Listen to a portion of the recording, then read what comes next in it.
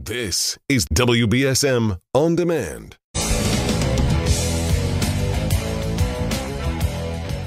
Well, good morning. Good morning. It's a beautiful day out there.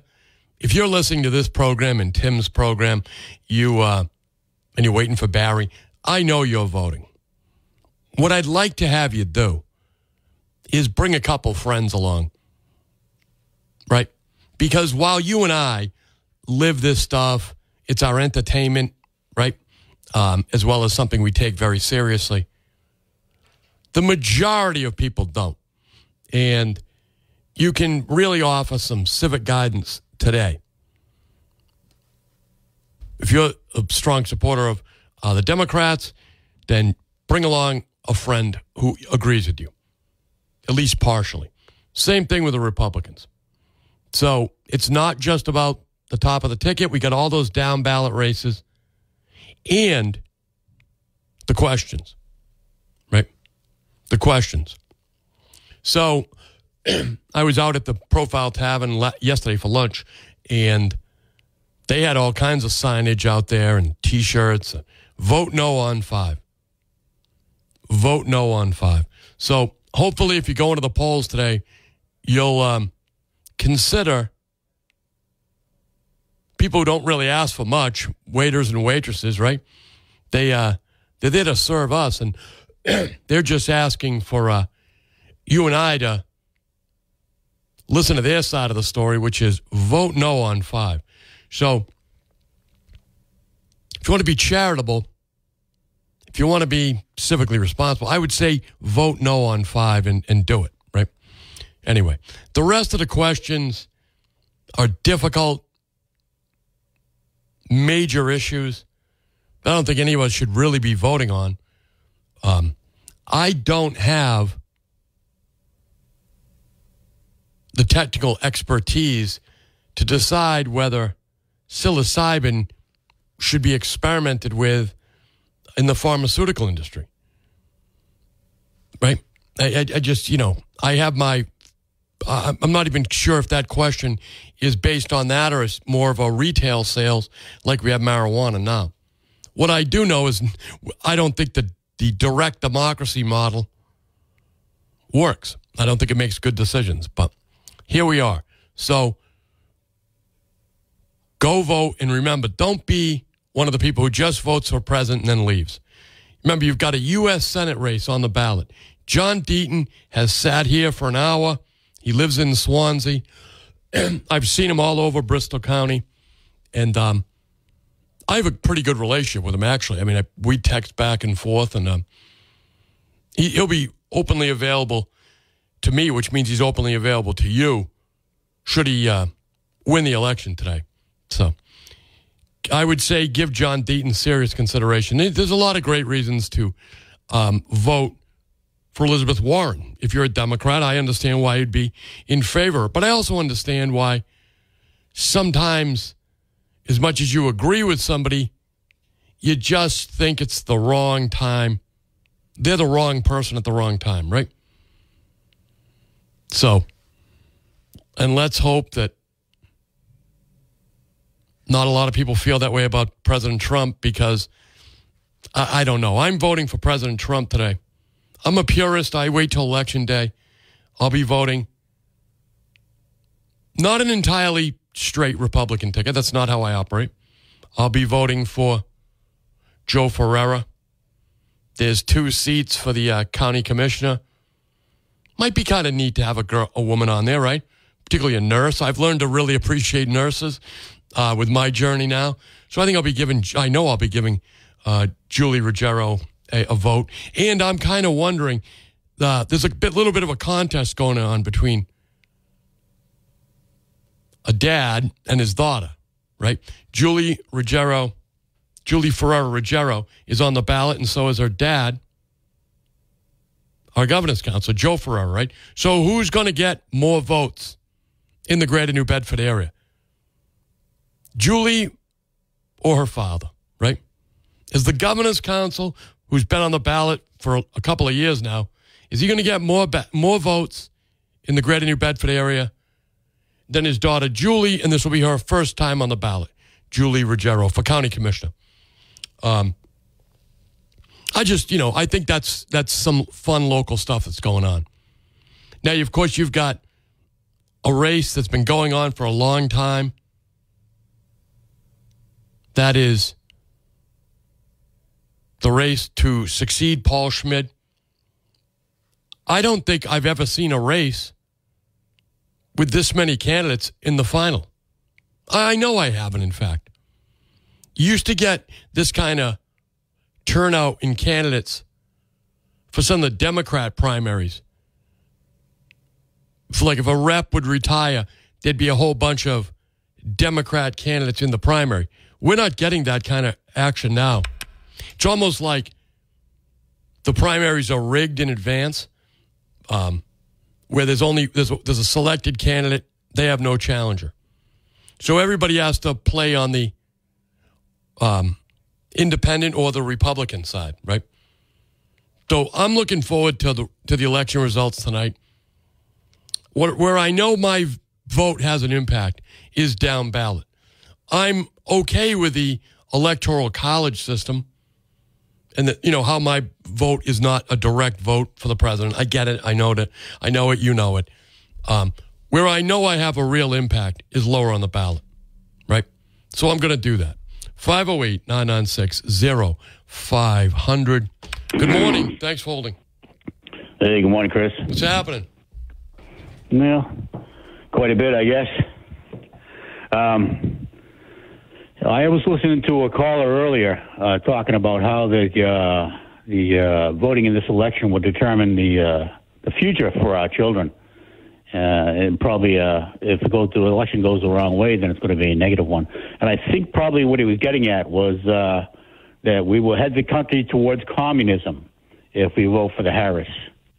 And I think I agree with that. I agree with that wholeheartedly, actually. I think she's very left-wing. She came from left-wing parents. I think her father was a prominent member of some communist organization or something like that. He's a Marxist scholar. Although I'll tell you what, if you take a look at some of his writings, Marxists are generally wrong. But he's actually written some pretty interesting stuff, because I read some of it, on migration and the impact on the American workforce. A lot of it sounds like the stuff I say here when I explain what they're really doing with flooding all these migrants into the country to depress wages for American workers. That's really what's going on. And her dad has written about that. Now, she obviously doesn't follow that model of her dad because she let it happen. So, well, but I do agree with you that it is a major directional change one way or the other. Yeah. And communism really has not worked anywhere else in the world. No.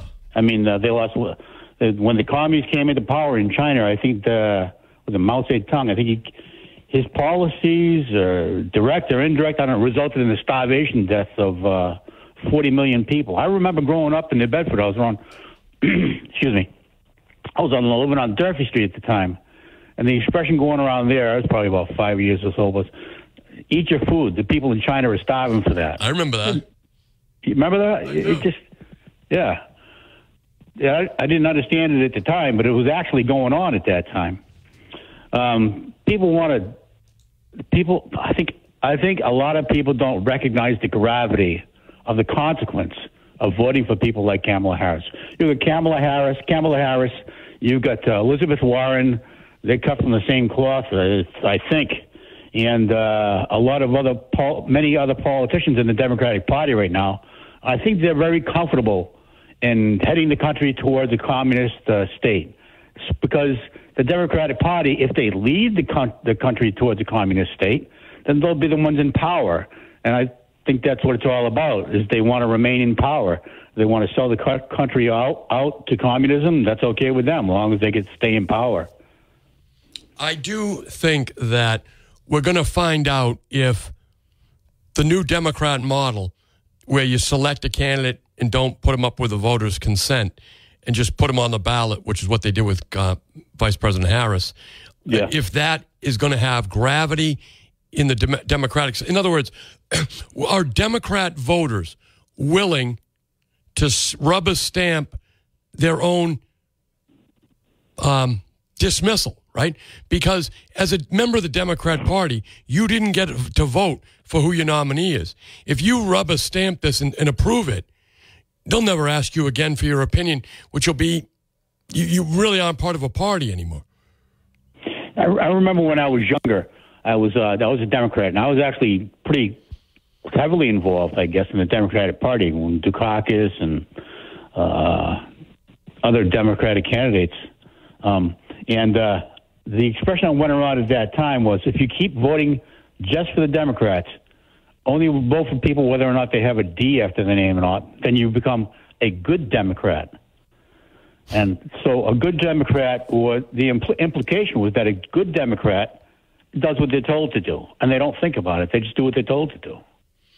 Well, there's certainly more discipline within the Democrat Party, because Donald Trump, as popular he was with the mainstream part of the Republican Party, still had to fight off a number of sitting in former governors to get the nomination of the Republican Party, all the way right down to the last fight here in Massachusetts with Nikki Haley, where Nikki Haley had major institutional support. So the Republican Party is functioning as a political party. The Democrats, I fear, are not going to be doing that if they're successful with Vice President Harris the way they installed her. That's my fear, because we need at least two really strong political parties that are ground-up support, right, from the grassroots. But when you get into communism, though, Chris, I mean, we can talk about this in theory right now, but I've seen it. I mean, I recently came back from another trip to China.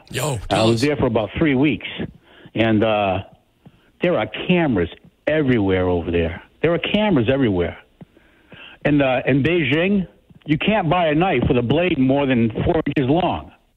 If you want to buy a knife for the kitchen, you have to register it like you register a gun. Really? Because this guy that's in power over there now, I call him Ping Pong. His name is Xi Jinping. Yes. Excuse me.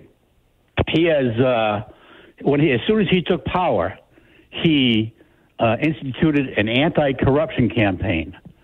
Now, like I say, I repeated it, but I mean, I lived in China, and the one of the things you learn over there is that everybody in government is corrupt.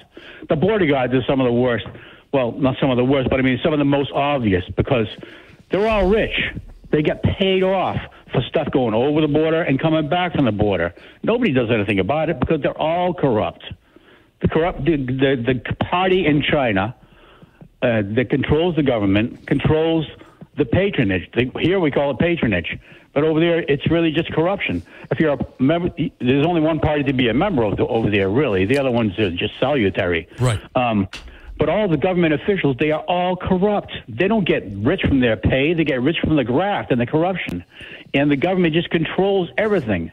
So as you know, when they do an anti-corruption purge, they kill off their enemies. That's what they do. They use it to kill off their enemies, and they're imprisoning them. Yes. So he's made, to get me back on my point, yes. So he just emplaced that to kill off his enemies and incarcerate them. So he has many enemies now. I guess right now they're so you can't buy a knife because he's afraid of somebody stabbing him.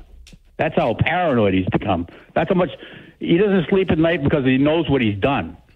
But right now, I guess there's also there was a former president of China, Hu Jintao, or somebody, yes, like one of those guys. He still has a relative that's in politics somewhere near the top. Ping Pong has a Politburo, or whatever they call that there. Five people in the Chinese party that are, like his immediate subservience. And the people in China right now, in the government, they want Ping Pong to pick a successor, because he's essentially appointed himself as president for life, which he was only supposed to have 2 terms. He's working on his 3rd now. But these people are sick of him over there, and they want him on the sidelines to some extent. And he doesn't want to. The tradition is that they pick somebody from their Politburo, one of the 5. Right. But 2 of these guys he'd be comfortable with. The other 3, they're not being considered.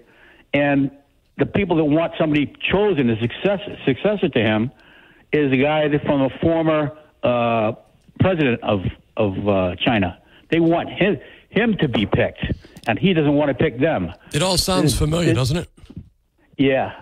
There's hard times going on over there right now. Also, another thing going over there, okay, if I can belabor the issue a little bit, is that there's a big thing going on over there. The people are finally realizing how polluted their food is over there. They're staying away from supermarkets. There's a large understanding over there right now that they're being poisoned by their food, and they're not happy with it. Together with the fact that there's a downturn in the economy, it's not stable over there right now. Oh no, it's not at all. Nick, I always appreciate it because you got a unique experience having lived in China. His wife is Chinese, I believe, and he's lived over there a couple times. So he's a really interesting caller. You all are interesting callers. 508-996-0500. It's election day. We'll take a break. We'll be right back. I'm Chris McCarthy. We're now joined in the studio with Chris Medeiros from South Coast Towing. Good morning, Chris. How are you? Morning. You are really very deeply involved with a lot of philanthropic stuff in the area. You're a great sponsor here of the program. You're always out sponsoring. You had a tremendous fundraiser this weekend for Child and Family Services, Chris. That's why I wanted to bring you in. Tell us about that. Why Child and Family Services? What do they do over there that is so important for you, Chris? Well, first, I'm going to officially say good morning and thank you for having me on the show. I was curious to why I was invited, but thank you so much. And it's been a huge impact on the Child Family Services as far as us getting awareness out of programs that they have, that they offer. And this year's event, superseded it in 9 years that we've outgrown the event, and we're going to be looking for a bigger venue next year. The crowd was amazing. I know a ton of people that were there. Hank Tarjan was there. A lot of the police officers, the guys that you know very well, were there. What is it? When did you first get involved with fundraising for Child and Family Services? 9 years ago. It was around Christmas time. It was already too late to do any type of gift situation or anything, so we decided to try to raise money and hand them money and figure out that they could do whatever they want with it, and it's just evolved into what it is today, and it's growing with a lot of corporate sponsors, a lot of people from the city, a lot of businesses that are locally, very well-known businesses, and it's making the event even more powerful. We have Chris Medeiros from South Coast Towing here in the studio talking about the fundraiser he and a bunch of other businesses did for Child and Family Services. You have a very interesting model because you cover a lot of the costs for these fundraisers, which keeps down the overhead. And you're an entrepreneur, a very successful one. Is that the model that you give them? In other words, we'll give you the money and you guys go on with your mission? Well, basically, we cover all the expenses that night, so everything raised goes right back to Child Family Services. And then we have, people that will volunteer their time that help out, and it makes a huge impact on how much more you can give back. They have got new facilities. They've got a lot of staffing things. What sort of needs do Child and Family Services have that you are able to, and you and the other business members, community members, can make up for them? So one of the major programs I have a lot of interest in is the CBAT program. They have multiple programs, but the CBAT is basically a child in crisis mode, gets pulled out at 2 or 3 in the morning. And, you ask resources. What resources could you possibly give a child that's getting pulled out at 3 in the morning? Love, support, and anything else that you would want yourself, right? Right. It's very hard to fix that. But so you try to make it as comforting as possible. So what you're talking about is when they find out a child is in an abusive or neglectful situation, whatever it is, and they can't stay there anymore. So they go there in the wee hours of the morning and take that children in the best interest of that child, and now they're on a journey. They're on a long path, and that's where the rest of their programs, the support, the people there are amazing because, they're living this day in, day out. Right. I'm only as good as getting people together and getting whatever I can raised, but God bless them for doing what they do. Chris, I know how you run your businesses. I know a lot of people you have over there, your sister. Anyway, so your idea of taking care of your customer, when someone gets in an accident, it's the worst moment, that moment of their life, right? Nobody wants to be in an accident, and there they are. Nobody knows what they're doing. Talk about how that business developed. So when I left the police department and the law enforcement, you'll say whatever you want to call it, back in 2013, and I went back to work here, we do a lot of accidents. We cover a wide area. A lot of people don't know what to do. Right? So we developed this thing called accident management system. Basically, it goes from the time the phone rings to the time the driver shows up in uniform, in a clean truck, educated enough to talk to you, comfort you, bring you back to the facility if you're not obviously hurt, get your claim filed, get the police report, get you into a car rental if it's available, whatever options you have available, and then get you moving on your day. People walk out of there within 20 minutes and they're like, what next? Nothing. Go about your day and just enjoy what you're going to handle it.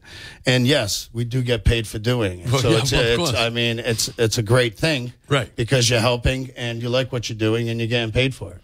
You did it for Natalie for me. She got in an accident, and nowadays I don't do that. So I called you.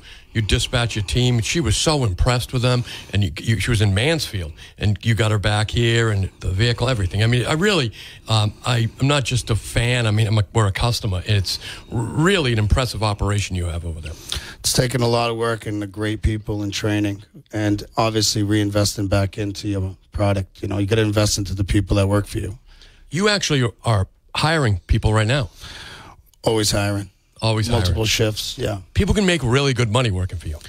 If you like to work. If you like to work, right? If you don't like to work, don't come knocking on this door. If you don't want to work, folks, you'll get a wrench thrown at you. Yeah, no. Just don't bother wasting your time. Right. But if you want to make some money and you like working, South Coast Towing is the place to go. And we hire in all different cities. You don't have to live in New Bedford, Fall River. You can live in Brockton. You can live in Quincy because we cover all those areas, yeah. You guys are enormous. Yeah, well, enormous at heart and dedication. You were just down in Florida. Yeah, we were out there since September when the first storm hit. Moving cars.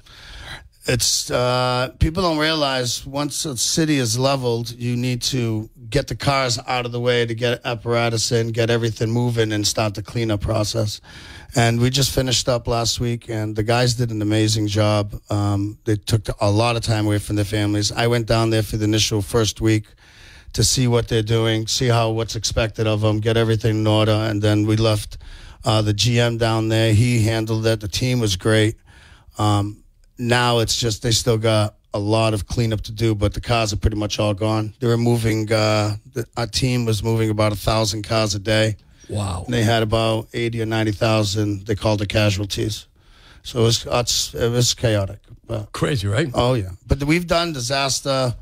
We did 9/11, Storm Harvey, Storm Sandy. But this is the first time in 25 years that we had to reevacuate, or the town reevacuated.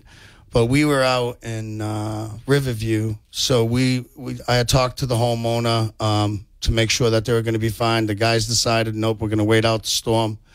They buttoned up the house for the owner. The trucks were parked maybe like another 15 miles away, and they rode the storm. And the funny part is, it's not funny, but it's funny in the sense that we had shirts sent to them, given after a couple of weeks, I think it said Relief Team Storm Helena, right? Yes. And then while they were in transit, Storm Milton hits. I'm like, hey, send those things back. We're going to reprint and just add in Milton. That's crazy. Yeah. That's crazy. So that was the first time that's happened. But everything in the end worked out good, and really feel bad for those people down there because I got to tell you, they got probably a couple of years of cleanup.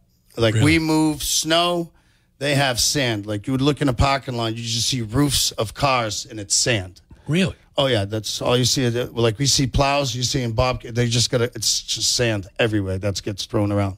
Sand in houses. I mean, we got a lot of videos. They tried putting up, I don't have social media personally, so I try to run certain things through the South Coast Facebook, where they would try to put up some of the videos to get a little visual of what's going on down there. So South Coast Towing on Facebook, you can see the videos. Yeah, you should be able to, yeah. I don't have social media, Chris. This is my social media. I'm friend requesting you right now. You're smart, Chris. You're smart.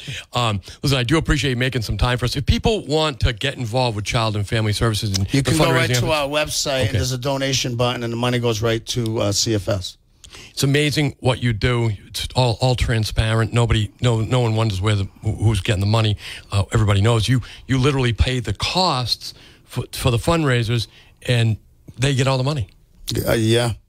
I mean, you got to understand something, Chris. I'll end with this in a sense. We're in a negative business, right? No one wants to call us. You're miserable when you call us, right? When you think of an image of a tow truck driver, you think the coveralls, the grease. So for many years, perfect example, you see a tow truck, a car broken down, you see a group of people. If no one has a uniform on, you're going to look probably statistically for the dirtiest person or the person with the coveralls, right? Right. But I'm trying to change that image. Okay. And with that image, right, comes being a part of the community. Yes. And this is a big part of is giving back. We're in a negative business. So. No, I appreciate it, Chris. I really do. Chris Medeiros from South Coast Towing. I'm not going to ask you any political questions because it's the event's over tomorrow. Yes. But I do appreciate you coming in, Chris. Thank you. Thank you. Thank you very much. All right. Folks, stick around. We'll be right back. Back to the program. Again, I want to thank Chris Medeiros. He's been a great friend to me.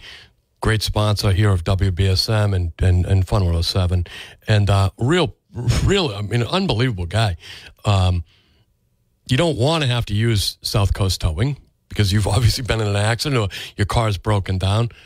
But the experience really is unbelievable. You know, when I dispatch them, because again, can't drive like I used to, and Natalie was broken down in Mansfield, and it's being pretty emasculating, right? When nothing I can do. Normally, I just sort of jumped in the car and gone up there and fixed it, right? I'm not in that situation anymore. Maybe some of you can understand what I'm talking about. Maybe you're in that situation. So when you have a loved one out there on the highway, boy, it's nothing better than knowing you've got a friend going to get them, right? And that's South Coast Towing. I always tell everybody, make sure you have the South Coast Towing phone numbers in your phone, particularly for your loved ones, right? Because they can do what a lot of us can't do anymore. Or never. Some of you were never able to do it, right? I remember changing a car tire back in the 90s and being the only guy in the car that knew how to change a tire was weird to me. Anyway, but for that moment, those 5 girls were impressed.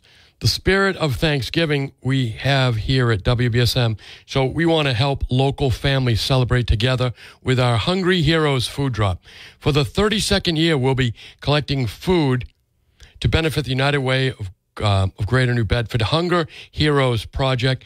Join us at Aldi in Dartmouth on Saturday, November 16th from 10 a.m. to noon to donate the necessary Thanksgiving items. You can find all the details at WBSM.com.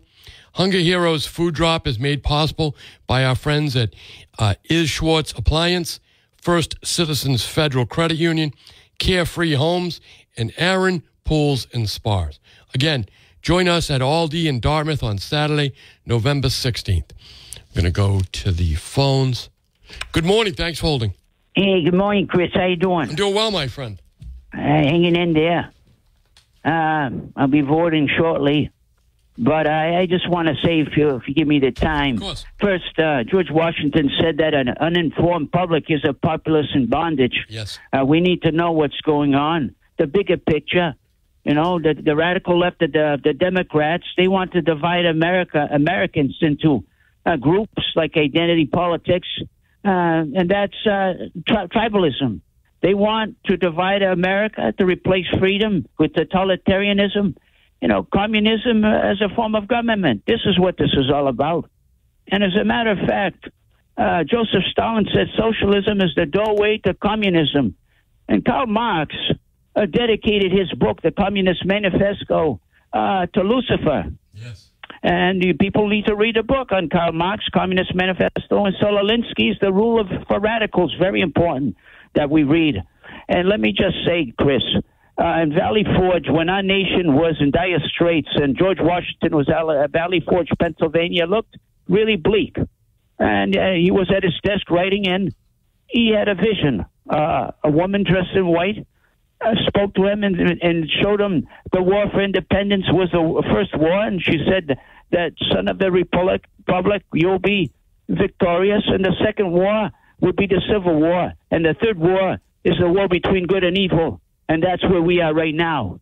Because back in the 1920s, the communists from Russia sent some spies over to look into the U.S. to see if they could change this country to communism. The first thing they wanted to do is attack the faith of this nation, the family, and patriotism. And after being here for a while, they went back to Russia and said it's impossible because the American people had a strong belief in God and morality.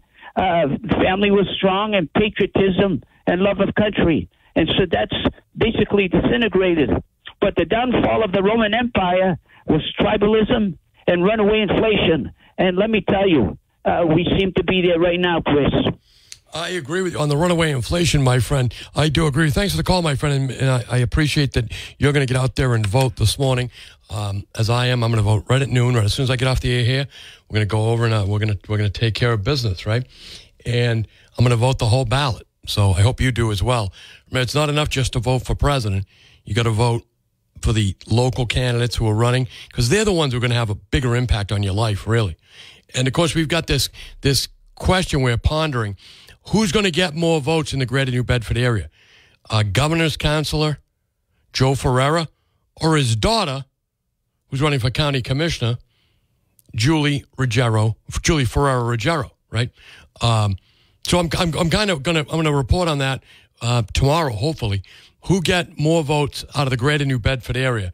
Governor's counselor, Joe Ferreira, former police officer, former chief of police in Seekonk, right? Or, I'm sorry, Somerset. I get those towns all messed up. Or his daughter, who's making her first run for office for county commissioner, Julie Ferreira Ruggiero, right? She's a nurse. And I have a true appreciation for nurses now, as most of you do as well. That'd be kind of interesting, right? Having a nurse on the county commission.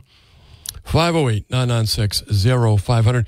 And you got state rep races. You got, depending on where you live, you might even have a state senate race. So make sure you vote the whole ticket. Whatever it is, vote the whole ballot. Good morning. Thanks for holding. Yeah, good morning. I called early this morning, of course not your show, when the gentleman running the show, who I have a lot of respect for, thought that I didn't know anything about Kamala Harris's background, and I said she was unqualified. Well, just let some of the voters know that her first run for campaign office, she broke rules.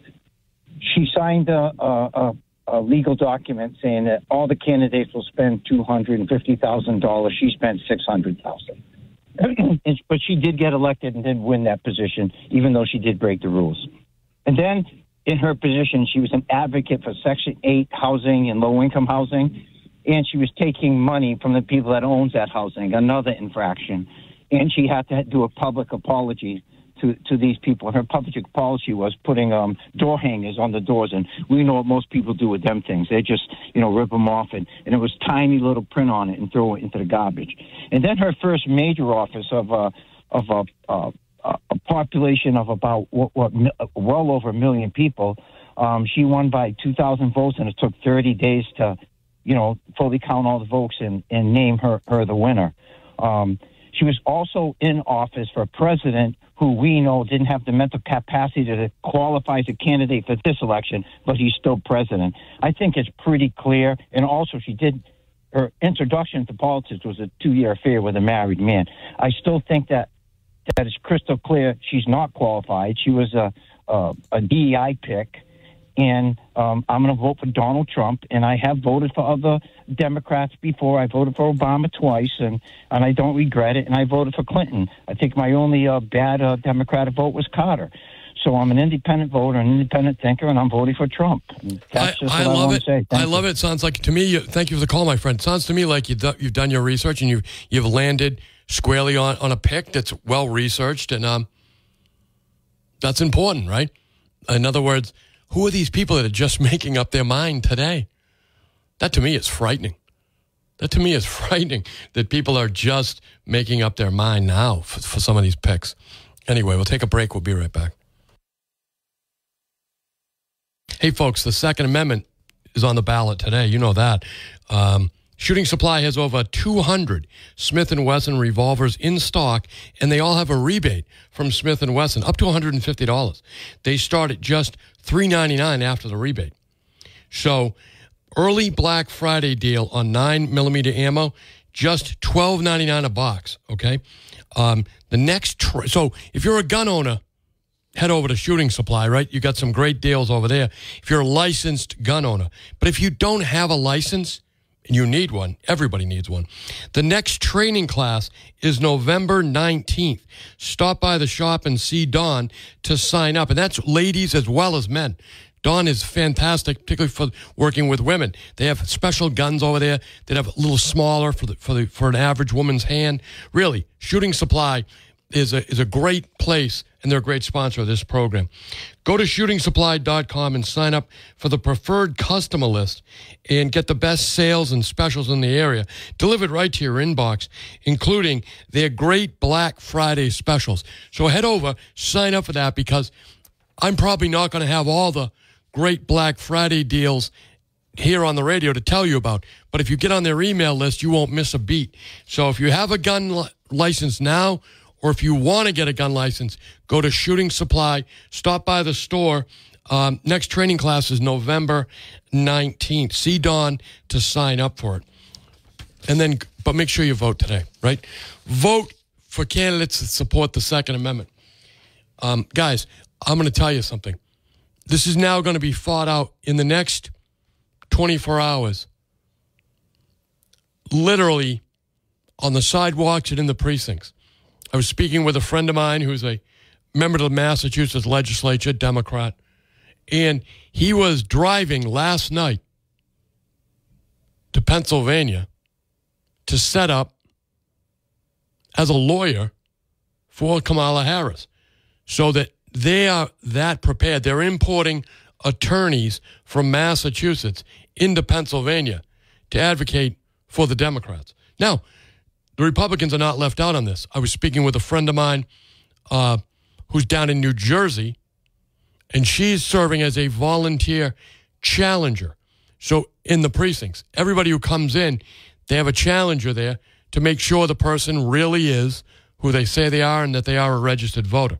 So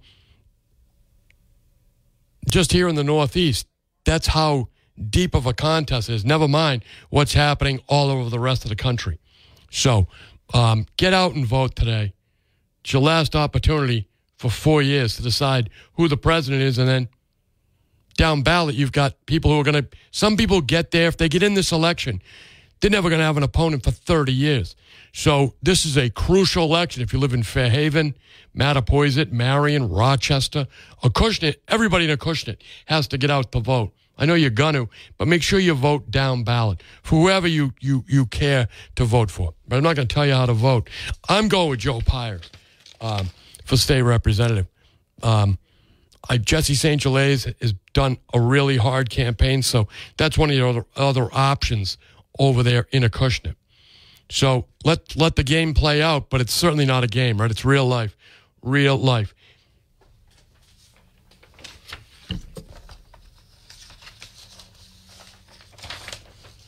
Mac Auto Sales, another great sponsor of the program.